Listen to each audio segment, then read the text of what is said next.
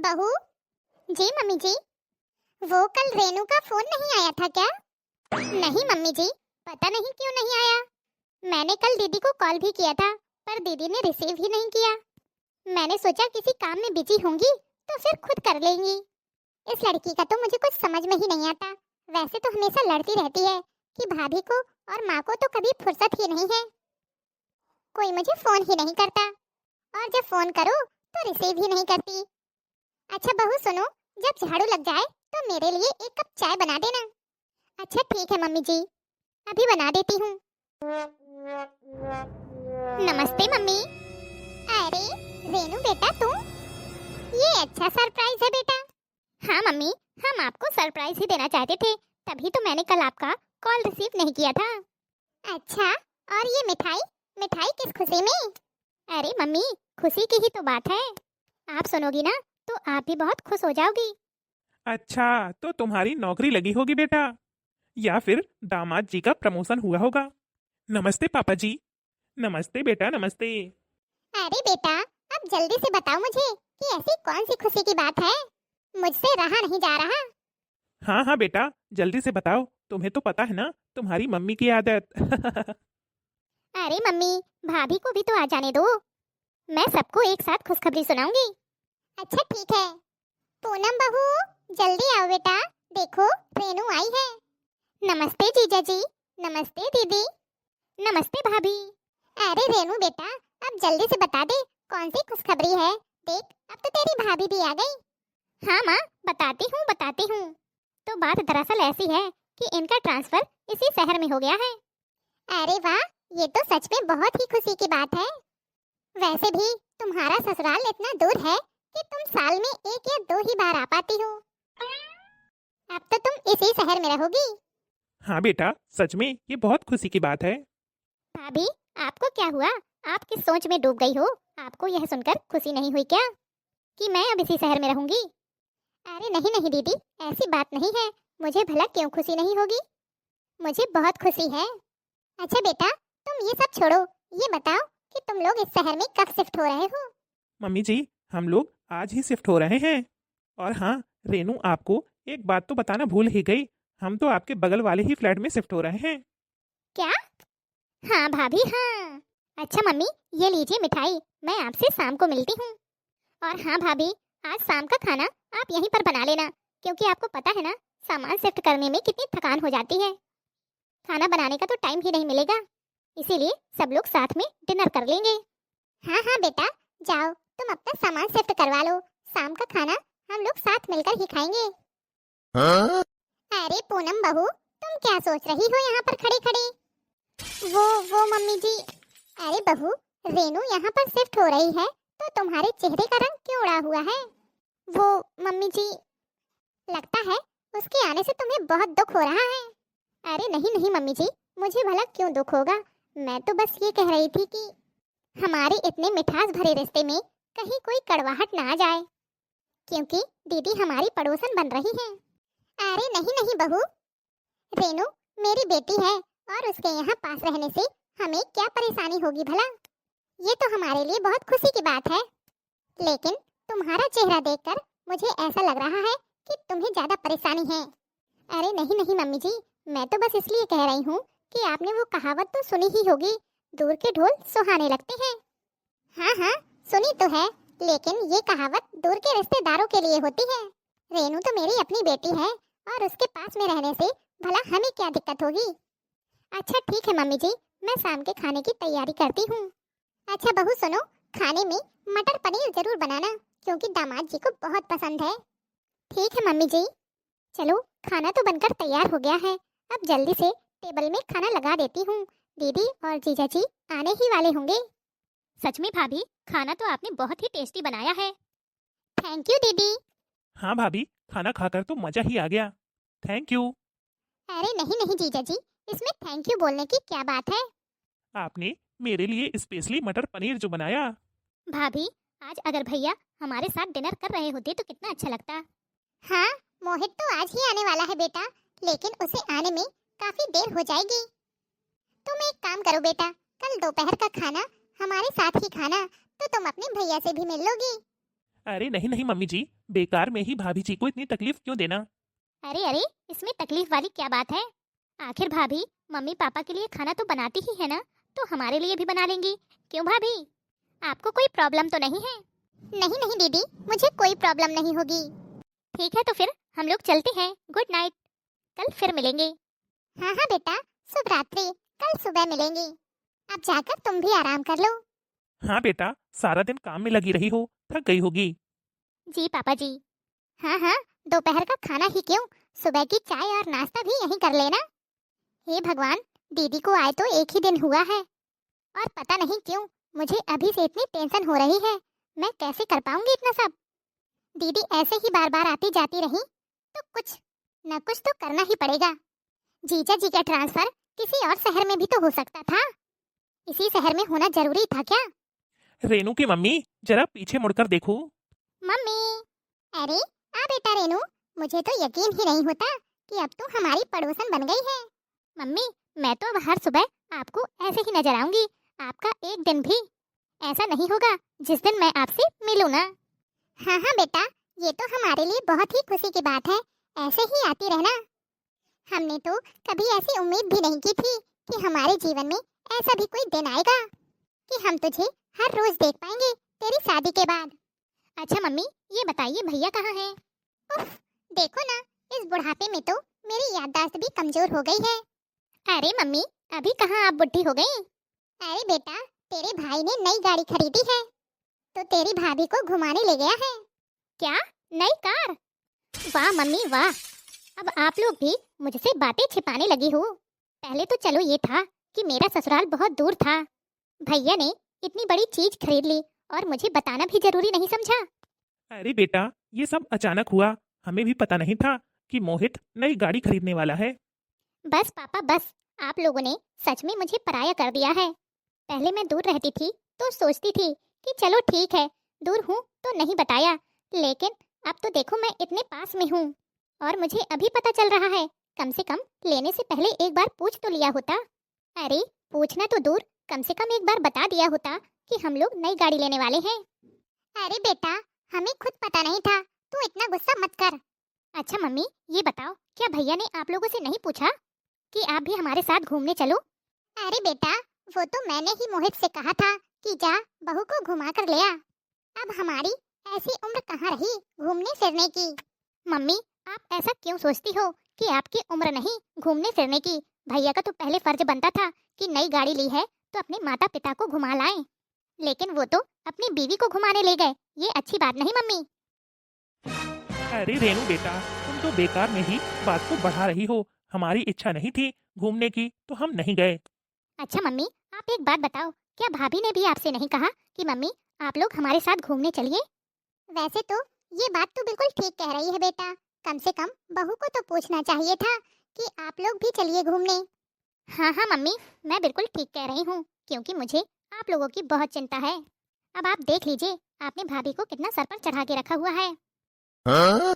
Mummy, अभी भी मौका है, आप भाभी की लगाम खींच कर रखो, वरना बाद में मुझसे मत कहना कि मैंने इस बारे में आपको समझाया नहीं।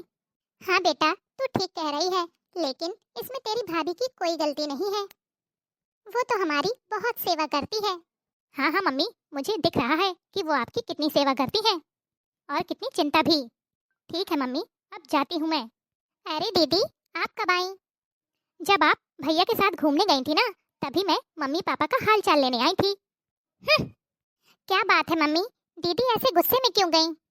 अरे नहीं नहीं बेटा, ऐसी कोई बात नहीं है। मम्मी पापा जी देखिए ना, मैंने आप लोगों के लिए ढेर सारी शॉपिंग की है।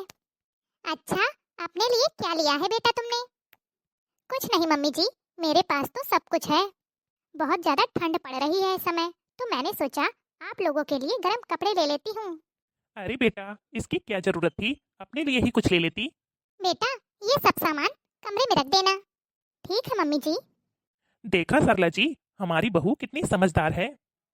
उसने अपने लिए कुछ भी शॉपिंग नहीं की, लेकिन हमारी कितनी चिंता है उसको। हाँ जी, आप बिल्कुल सही कह रहे हैं, मैं भी कहाँ रेनू की बातों में आ गई थी। मम्मी। हाँ बेटा, आज इतनी देर रात को कैसे आई?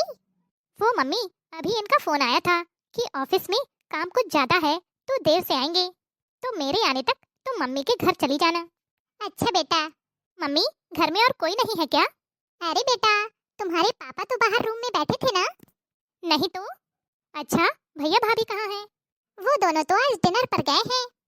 क्या, डिनर पर गए हैं? आपको और पापा को नहीं ले गए भैया भाभी? नहीं बेटा, तुम्हें तो पता है ना, हम लोग बाहर का खाना कहाँ खाते हैं। मम्मी, ये क्या बात हुई? आप नहीं जाती हो तो भाभी का तो फर्ज है ना एक बार पूछना। उन्होंने आपसे पूछा एक भी बार कि मम्मी जी आप भी चलो? वैसे पूछा तो नहीं है बेटा, लेकिन हम लोग हर बार मना कर देते हैं, इसलिए इस बार उसने नहीं पूछा होगा। अरे मम्मी, चलो मान लिया कि भाभी ने नहीं पूछा, लेकिन आप इस समय खाना क्यों बना रही हो? क्या भाभी आपके लिए खाना पैक करवा कर नहीं ला सकती हैं? अरे क्या बेटा, तू भी छोटी छोटी बातों को लेकर बैठ जाती है। अभी तो हमारे हाथ पैर सलामत हैं। क्या मैं अपने और तेरे पापा के लिए रोटियां भी नहीं बना सकती? देखो मम्मी, मैंने आपको पहले भी समझाया है और आज भी समझा रही हूँ कि भाभी को ज्यादा सर पर मत चढ़ाओ, वरना कल को आप ही पछताओगी। कल को ये लोग धक्के मारकर आपको घर से बाहर निकाल देंगे और फिर आपको कोई पूछेगा भी नहीं। रेनू, ये तो कैसी बातें कर रही है? वो नहीं पूछेगा तो कौन पूछेगा हमें? हमारा एक ही तो बेटा है और एक ही बहू। मम्मी, आपको अभी कुछ समझ में नहीं आ रहा। आप अभी अपने बेटे और बहू के प्यार में अंधी हो गई हो। उनके प्यार की पट्टी बंधी है आपकी आंखों में। कहीं ऐसा ना हो कि आपकी जब ये पट्टी खुले तो बहुत देर हो जाए। रेनू, मुझे लगता है कि तू बेकार में ही हमारी चिंता कर रही है। ऐसा कुछ नहीं होगा, तेरी भाभी हमारा बहुत ख्याल रखती है। वो तो मैं देख ही रही हूँ मम्मी कि भाभी आपका कितना ख्याल रखती है। आपको अभी इस उम्र में रोटियां सेक सेक के खाना पड़ रहा है, आगे चलकर पता नहीं क्या होगा। लगता है तेरे भैया और भाभी आ गए। तूने मेरे सामने जो कहा तो कहा, लेकिन उनके सामने कुछ मत कहना। हाँ हाँ मम्मी, मैं कुछ नहीं कह रही। आपका बस चले ना तो आप अपनी बहू की आरती उतारो। दीदी, जीजा जी घर पर आ गए हैं। भाभी, हो गई आपकी डिनर पार्टी? हाँ दीदी। भाभी, थोड़ा मम्मी पर भी ध्यान दिया करो। दीदी, ये भी कोई कहने वाली बात है? मैं तो मम्मी जी का और पापा जी का बहुत ध्यान रखती हूँ। वो तो दिख रहा है भाभी कि आप कितना ख्याल रखती हो, तभी तो इस उम्र में मम्मी को रोटियां सेक के खुद खानी पड़ रही हैं। वो दीदी, दरअसल अचानक से आपके भैया कहने लगे कि डिनर पर जाना है, नहीं तो हमेशा मैं बनाकर ही जाती हूँ। दीदी, आप सही कह रही हो, मेरी ही गलती है। सॉरी दीदी, अगली बार से मैं इस बात का ध्यान जरूर रखूंगी। जा बेटा रेनू, तुझे देर हो रही है, दामाद जी तेरा इंतजार कर रहे होंगे। हाँ हाँ मम्मी, जा ही रही हूँ। रेनू की बातों का बुरा मत मानना बेटा। ठीक है मम्मी जी, मैं नहीं मान रही बुरा। आप कमरे में बैठिए, मैं आपके लिए रोटियां सेक कर लाती हूँ। ठीक है बहू। दीदी का इंटरफेयर हमारे घर में कुछ ज्यादा ही बढ़ता जा रहा है। वो तो मम्मी जी समझदार हैं, जो दीदी की बातों में नहीं आई।